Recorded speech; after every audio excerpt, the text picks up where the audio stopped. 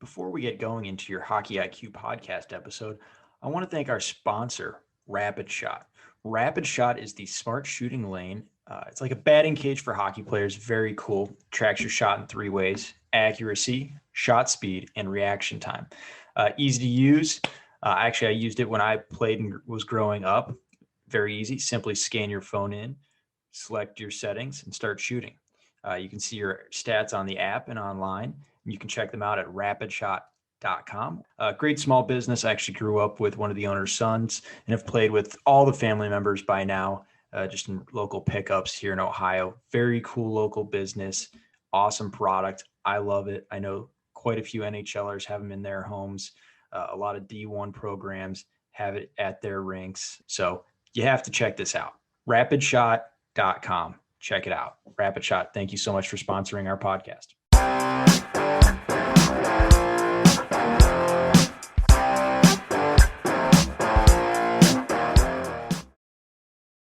On the Hockey IQ podcast today, we bring on Spencer Loane. It's spelled Loane with an E at the end. Real fun. Currently scout with the Chicago Steel in the USHL, which has been an absolute mine of unbelievable talents. Potentially another first overall pick. With Macklin Celebrini, had Owen Power come through. Adam Fantilli normally would be number one. So it's just like every single year, it seems like identifying good quality talents and developing them. So Spencer, glad to have you in. I know you also do some coaching. So give us a 30-second background.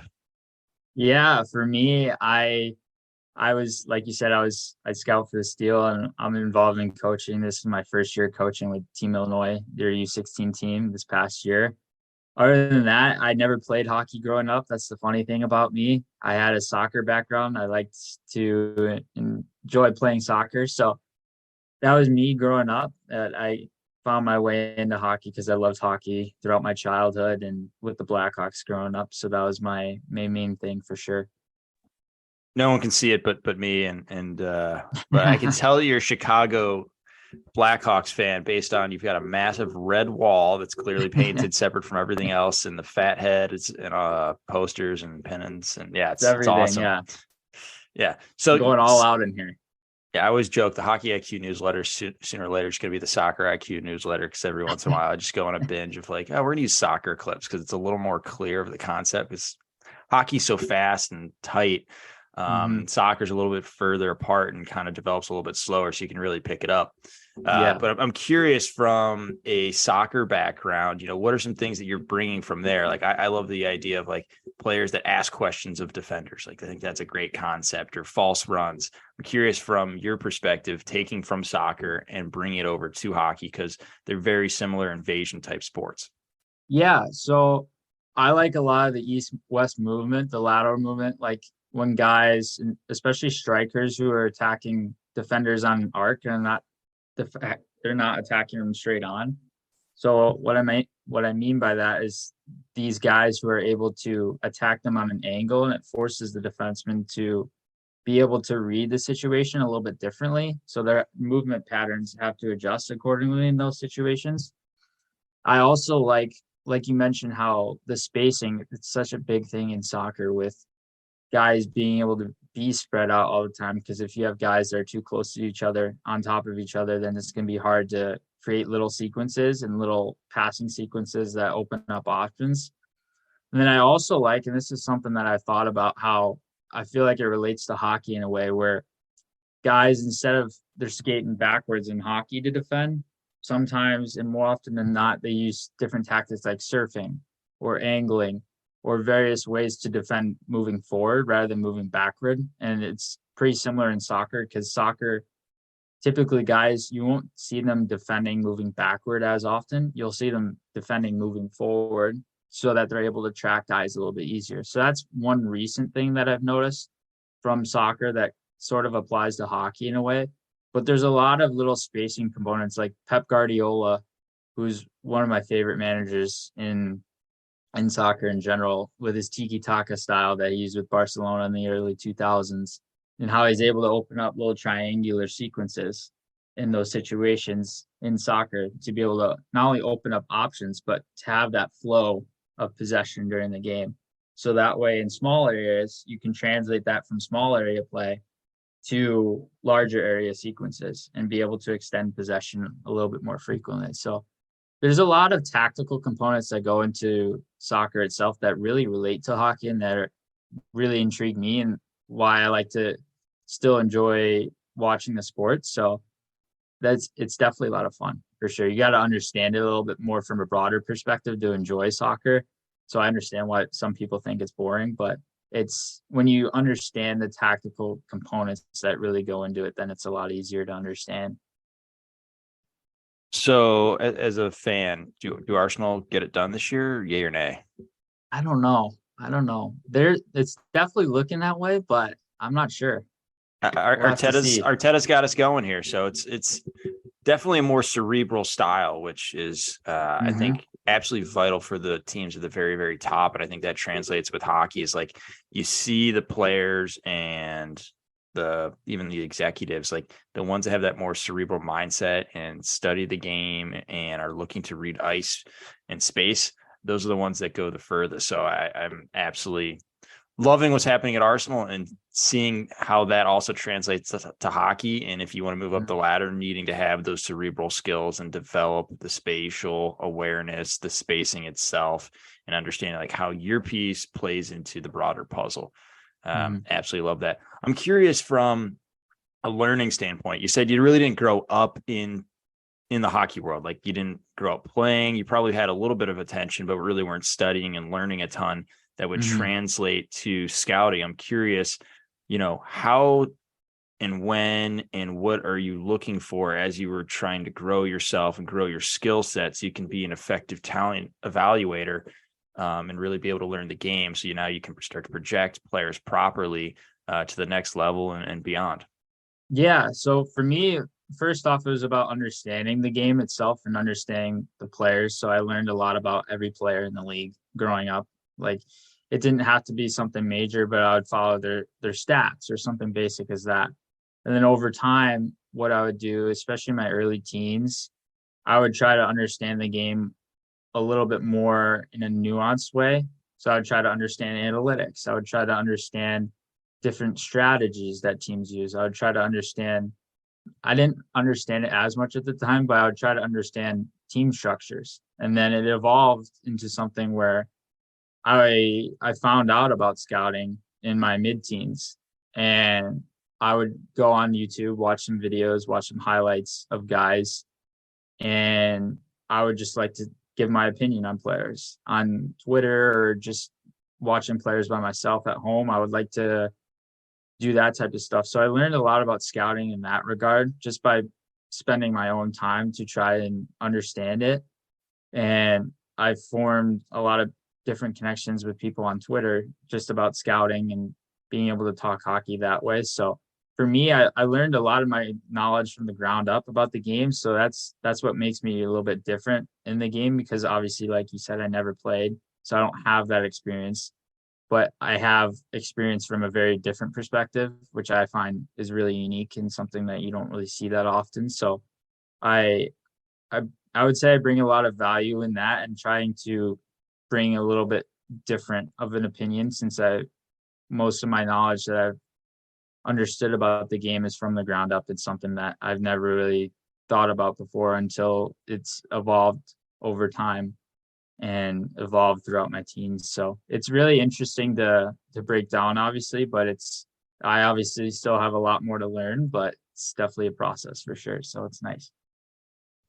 Yeah, there's a Greek basketball player, and he was like, I just basically became an all-star and one of the best players in the world by watching YouTube videos and trying things out. Didn't start to I think he moved to the States at age 15 and started playing at 16 or something. I forget the story, but anyway, it's insane. Like basically completely learned how to play basketball at the highest level by watching YouTube videos. And he wasn't at first, he was like, how to do this, how to do that. And he was like, white guys shooting 3-pointers, and like just went through videos of that and how their technique was like superior in some shape. I forget the story, but I feel like it's the same way. Kind of like you're using Twitter, you're using YouTube. Hopefully you're using the Hockey IQ newsletter and getting some value out of that to grow your skill set, right? Like it's amazing what people can do that just have a little bit of a curiosity and follow it down those rabbit holes. Obviously you and I are similar in that, but like summarizing that all up and figuring it out and just experimenting with it on your own. I think it's why we're seeing a lot more players from areas that you normally wouldn't see hockey players coming from, because there are those resources out there that in the past you almost needed the institutional knowledge, or like the Canadians, like, oh, you had an NHLer in your small town and you kind of pick their brain and go through playing on ponds. Global warming's happening. You're seeing a lot more structured play rather than unstructured, like learning from peers. So like finding ways to learn, it's pretty amazing. Is there anything that sticks out in your mind of like, when I saw this, it changed my mind and I really grew as a scout and talent evaluator? Honestly, it's more the connections that I made with the Steel that have really changed my perspective and helped me develop more of those broader perspectives, because before I was obviously using Twitter a lot and YouTube a lot to rely on those resources. But now that you actually have very valuable people that you're connecting with and have better knowledge than you about the game, it makes it's like, oh, wow, I didn't think about that. Or I didn't think about something in regards to a certain player, a certain tactic, or a certain, like this year for me, since it was my first year coaching, like a coaching style thing. Like I didn't know anything about that until I started this year. So there's a lot of different things that I've learned mainly with the Steel that have really helped that for sure. Well, you can't tease us and then not tell us what they are. Like you got to throw a few examples in here. Well, there's a couple connections that I've made obviously along the way. Like the coaching staff here is great for that, to use as a resource to be able to learn from them. Ryan Hardy, who was our GM here for a little while, and now he's with Toronto. He's been an awesome person for me to have and to learn from as well. Noel Needham, obviously, is great on our staff as well. We have a lot of our area scouts who are great to talk with. So it really comes down to all those different people that are involved with this, and obviously other connections that I made in hockey too that I haven't referenced, but mainly the Steel personnel it's been a driving factor for that for sure. All right. So you're sitting down with these folks and they're unbelievable hockey minds. You know, what kind of questions are you asking and what are they telling you? Like what makes the Steel so special? What makes these people so special? Like what can we all learn from these folks? I would say what we can all learn is how different we think about hockey. Like you hear it a lot, how we're very unique, but our style is very unique in the sense of how it's a modern day trend. We like to focus on different things that obviously we like to combine some of those old school styles, but we like to have those modern day tactics and those modern day elements to enhance our system, enhance our personnel, and enhance everybody that's involved with the Steel. So on the ice, it's important that a lot of the guys you see a lot of the times how it's basically a positionless style, like a Russian hockey style, where not everybody is in one position at any given moment. It's very dynamic style movement and everybody's moving off each other and making different reads proactively. So it's a lot of fun to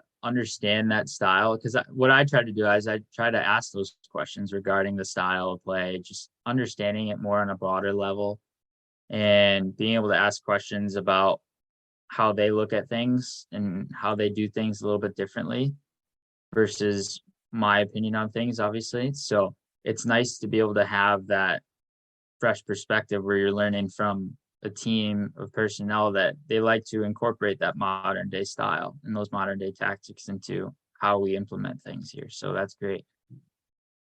Point shots suck. Find new ways. Let's do it. Yes. Drive the inside lane. Get to the inside. Funnel pucks to the net. Work downhill. Especially that weak side defenseman. He needs to work downhill. Oh yes. That's the future. It's already coming bigger now. Yeah, I think about like a fourth of the NHL uses it by now, and it's only a matter of time until literally everyone uses it. So I think the next tactical thinkers are already thinking about, okay, how do we counteract this? Yes. And how do we exploit it? So I'll leave that little nugget there for someone else to explore who's on the cutting edge. Curious from your perspective, right? You're scouting, you're in an ice rink. How many parents, right? And coaches that are trying to move players on are thinking like, okay, what are scouts actually looking for? What is that? What are you looking for when you enter an ice rink or you're watching film? Yeah, for me, the priority is sense. Like we want to find guys with hockey sense, and for me, what that means, I like to separate between two different things because off puck play and on puck play to me are very different. Because you can have guys who are really smart without the puck and they understand where to be, they understand how to be in those situations to close support and find options, be the trailer guy, be able to be a guy that plays between checks or is that high F3 in the slot to try and be an available option there. But sometimes those players, when they get the puck, they panic with it and they don't know what to do with it. So from time to time, I'm trying to, in terms of a sense standpoint, trying to connect how they play without the puck to how they play with the puck. Because ideally, you want both of those. And those are two very important things because the players with the sense, they naturally have the ability, as long as they're proactive, they anticipate, they make those reads over time. They have the ability to translate up with their sense alone. And obviously there's other skills on top of that that they need to have, like puck handling and being able to handle pucks through contact, being able to use their coordination effectively, being able to understand how to find the inside and not just be a perimeter possession player. So that's very important as well.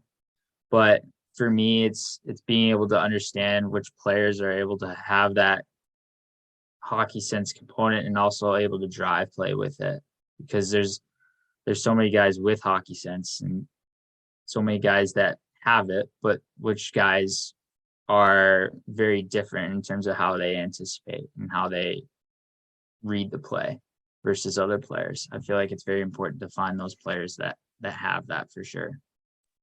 All right, you mentioned it. So what actually drives play? So driving play, there's a lot of factors that drive play. One I really like is speed differential through the neutral zone. So guys are able to attack with pace, but attack defenders with more speed than the defender has, so that the defender isn't able to match that speed. Because I feel like that's a huge factor on situations like line rush and transition and being able to carry play up ice.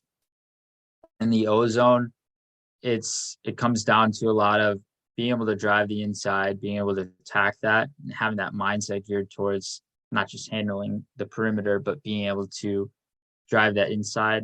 Problem solving is huge, especially nowadays, because you have a lot of smaller players that don't necessarily need to be the biggest, but as long as they can problem solve pressure and escape pressure, it's a huge component to being able to extend possession and bouncing off that extending possession in itself. So little sequences, it could be on the wall as a defenseman where you're pinching to try and keep the play alive offensively.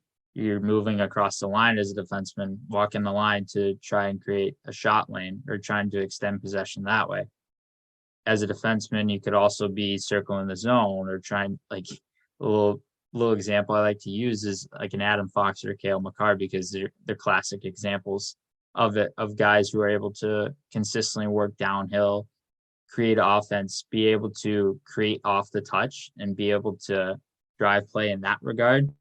So it's not like they have their first touch on the puck and they throw it away or dump it in. They problem solve pressure and they understand how to get around pressure, which translates, and they're able to find that next play. And especially in the O zone, it's very important for them. But there's a lot of different components that go into driving play. I like a lot of the play driving elements through the neutral zone and O zone especially. Those are definitely intriguing. Okay, I'm liking where we're heading with this.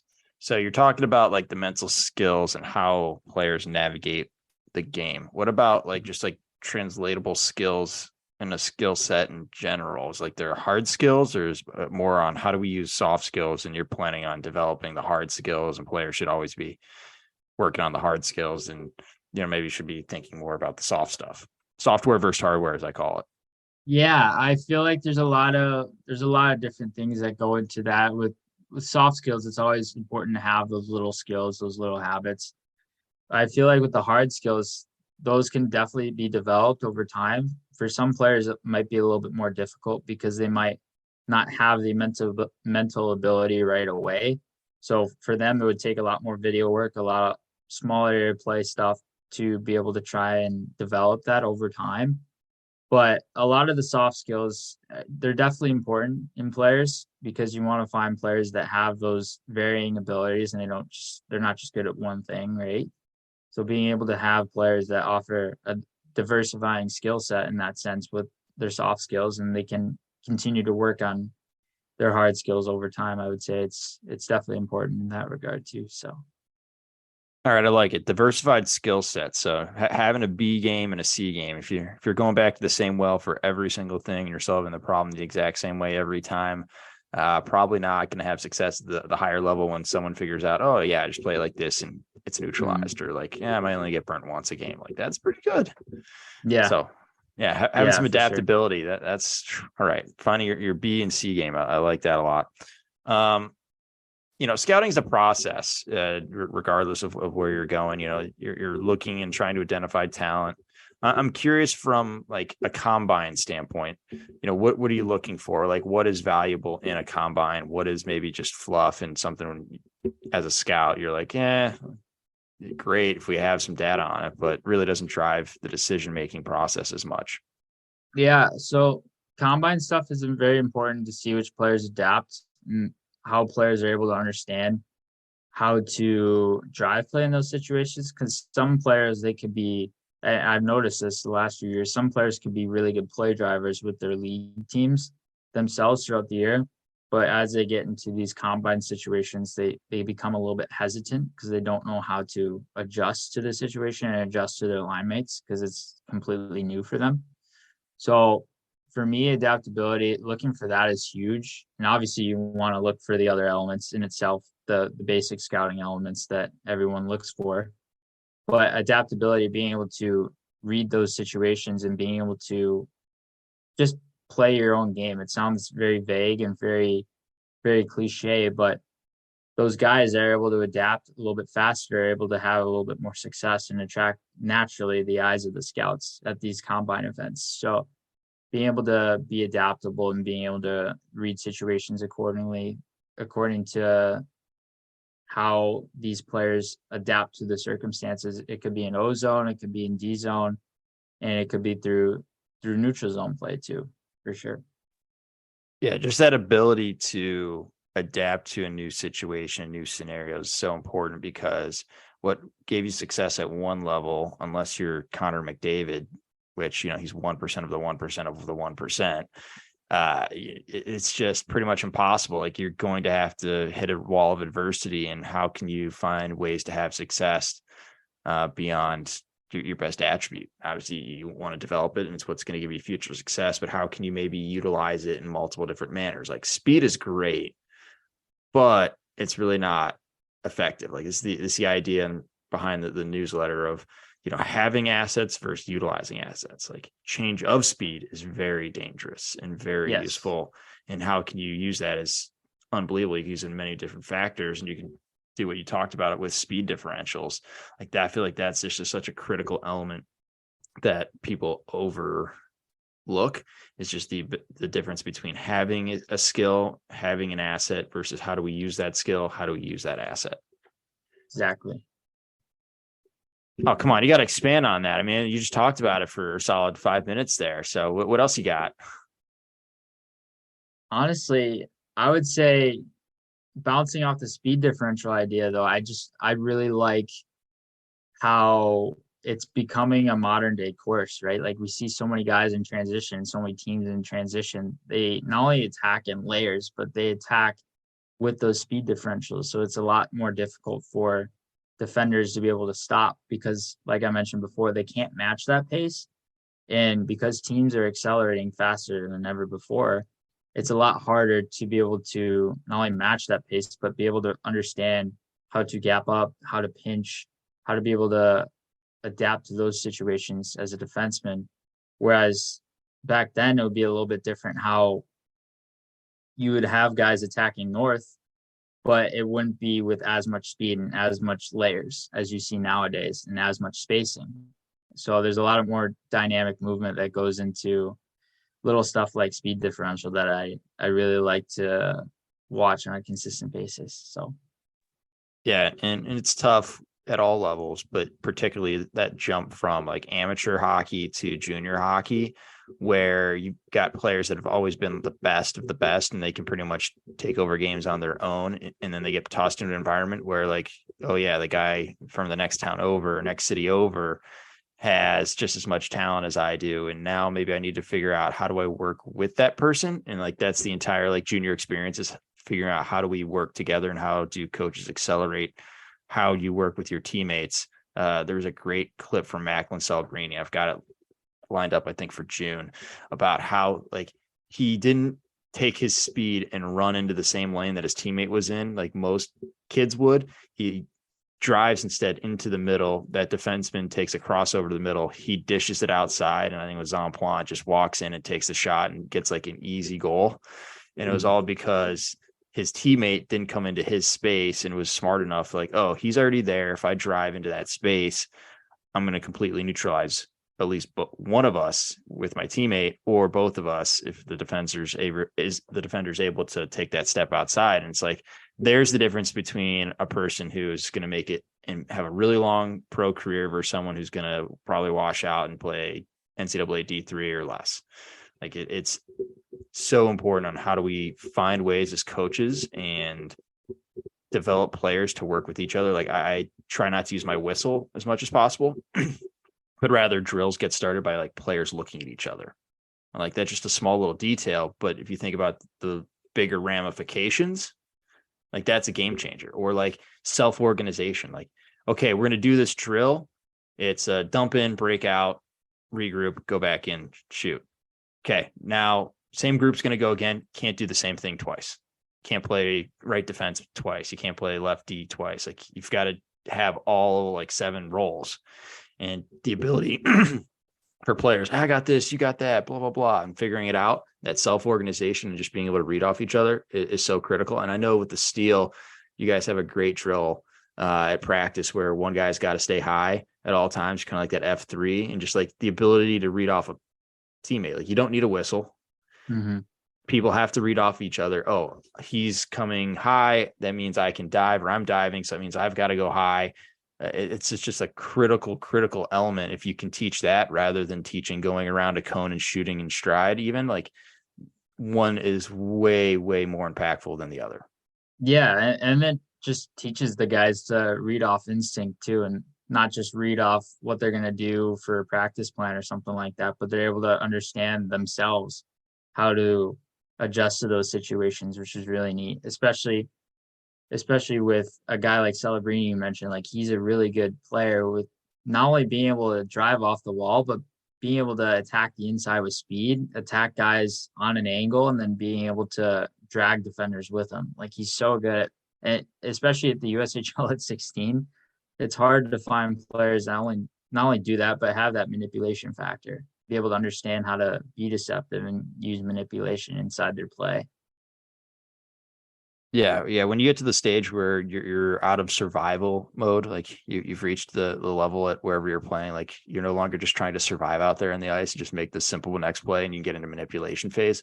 It's amazing how players can develop themselves, and with just a little bit of mentorship and good questioning and figuring out how to get them in self-reflective states, how well people can truly develop. I mean, he's truly amazing, and he just keeps getting better and better, and he's able to mess around with things. Trying to go to the highest level possible every single year is probably not the best for development. Like you got to find a level where you can dominate, or at least get ahead of the mental load and capacity of whatever level you're playing at, to truly develop a player, develop yourself. If you are a player, or if you're a parent, find a level where your kid's able to have good success and be able to think through the game a little bit as they're playing, and being able to develop these mental skills that everyone is highlighting, and we're highlighting right now, that are the true separating factors as you're going to look towards long-term success, whether that's an adult league, the USHL, or the NHL. Yeah, I agree. And I would say, regarding manipulation too, I would say a big factor of it is actually the puck handling component that goes into it, because I would say a lot of manipulation. It's understanding it within the brain too, but also being able to understand how to handle pucks in a variety of ways. Like you can use your hip pocket or loading your inside leg for a weight shift.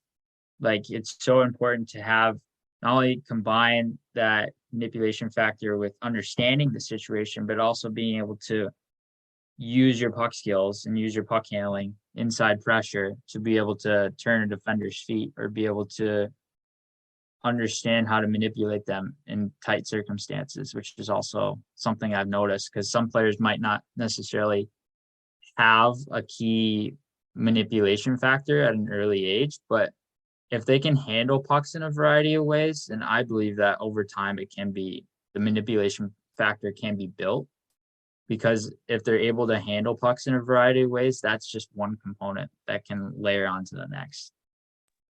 That's a great point. I think that's super. Even I don't talk about this enough, but like the ability to handle a puck kind of creates the ability to do everything else. So like as a kid, right? Like you're looking down, but the first kid that's able to pick their head up starts being able to leap ahead a little by little and continue that for a long time, because if you can't handle a puck, you can't raise your head. If you can't raise your head, you can't see the play. If you can't see the play, you can't understand what's going on. If you can't understand what's going on, you really can't manipulate the situation anyways. So having that puck competency tied to developing everything else in your game, that's so true. I think that's probably at the youngest ages, the most important thing, along with skating ability in general, just being able to get your head up, because a lot of times good enough is better than perfect. Just needs to be good enough, read the ice, and it got there. That works. You know, we'll increase the execution as we go along here, but at least we're trying things and seeing that they work and being able to mess around. Yeah, I love that you brought that up. I think puck competency is not talked about enough. I think the elite new age skating coaches are talking a lot more about puck centric skating development too, with the similar idea of being able to read pressure and get your head up no matter what. Like I think about an example like Nikita Kucherov. Like when I watched him, I would watch a little bit of his highlights like a decade ago. And the thing I noticed with him was how he was doing it at such a high frequency, but he wouldn't always be able to execute correctly.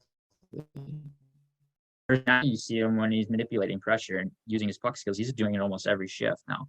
But when he was doing it in the MHL and the KHL in his early days when nobody was really talking about him, he still had that puck skill factor. So he's still able to use his hip pocket. He could load his inside leg. He could handle pucks in front of him with a purpose instead of handling pucks for no purpose. And obviously he was very elusive with his coordination, but sometimes he would fumble the puck or he'd lose the puck in pressure. And it was something over time where he was able to develop it and be able to hone in on it a little bit more. And now he's one of the best puck handlers across the entire league and one of the most deceptive guys in the entire league. So, and he's not the biggest guy, but he doesn't need to be, because he has that element in his brain where he understands how to be deceptive and open up space with his brain instead of using his body all the time.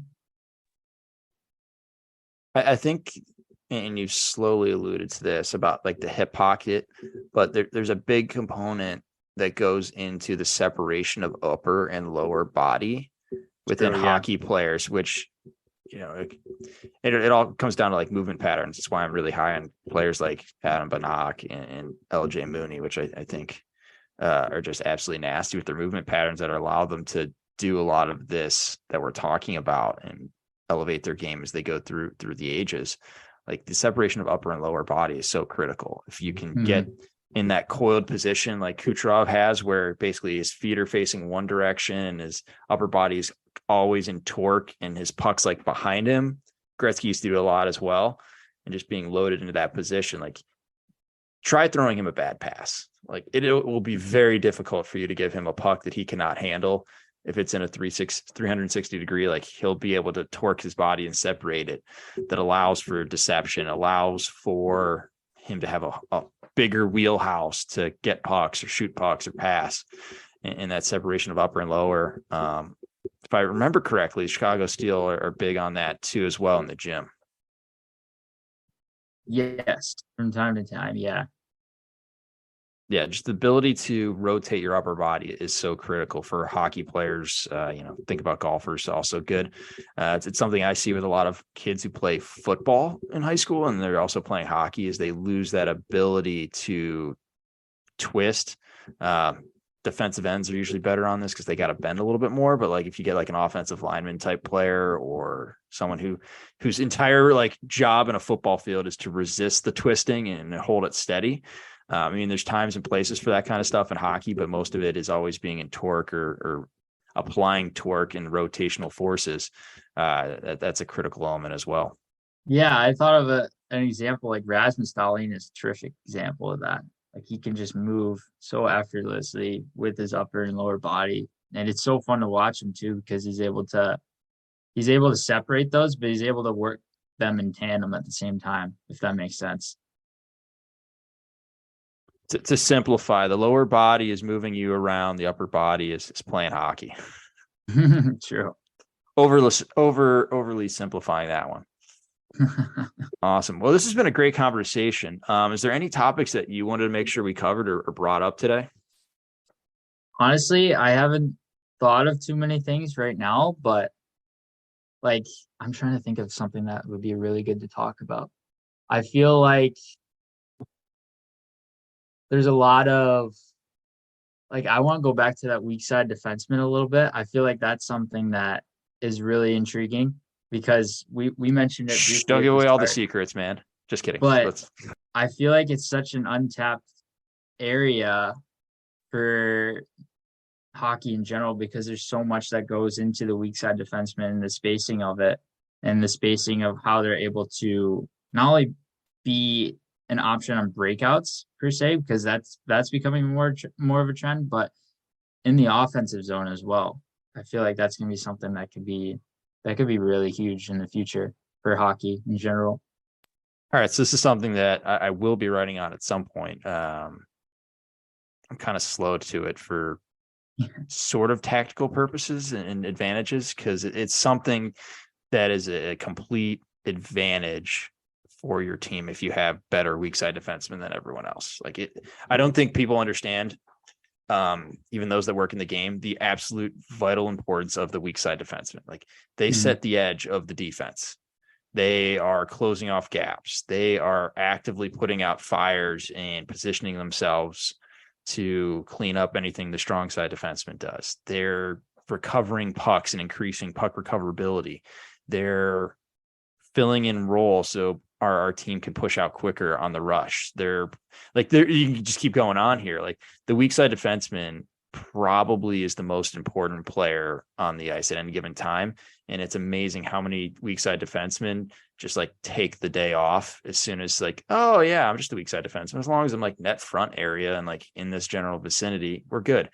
And then you compare like an Adam Fox or someone like that, where they're constantly engaged in their positioning themselves.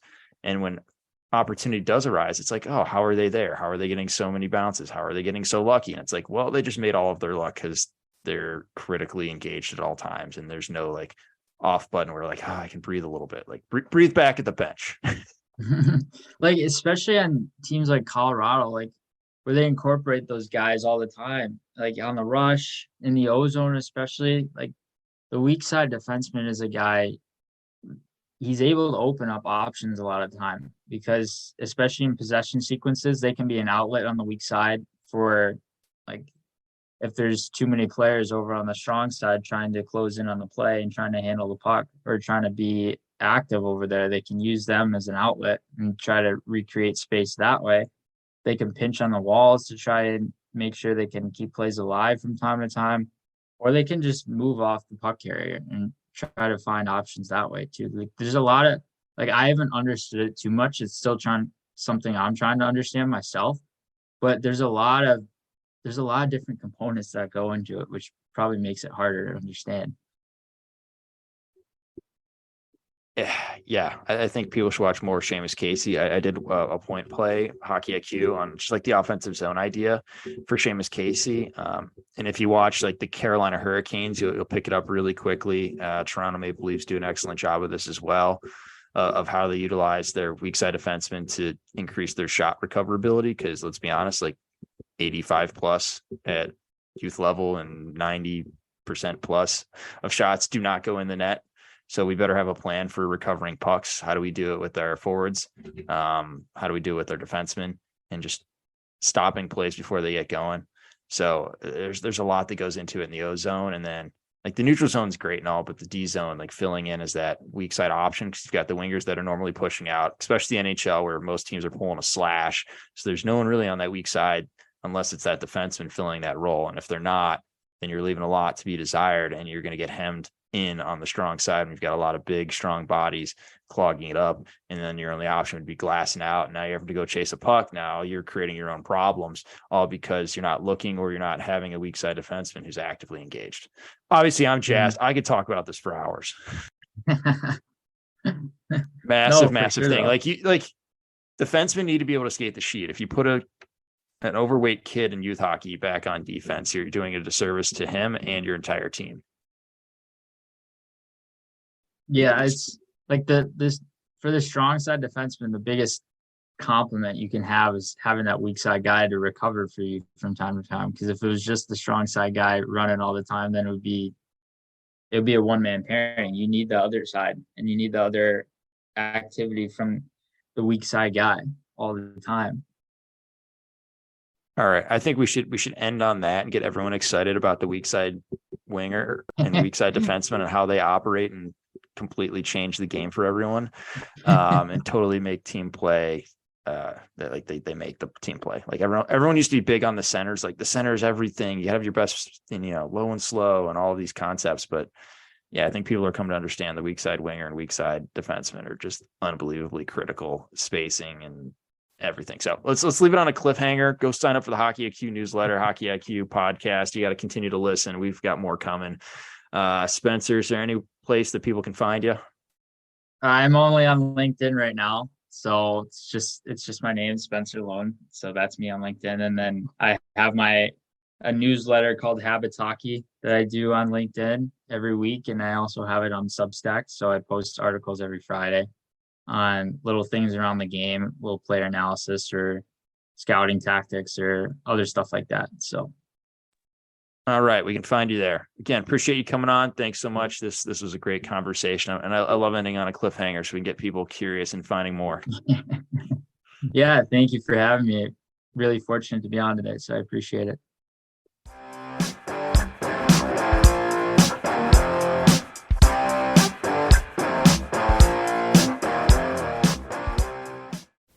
That concludes this week's episode. Thanks for joining us here at Hockey IQ.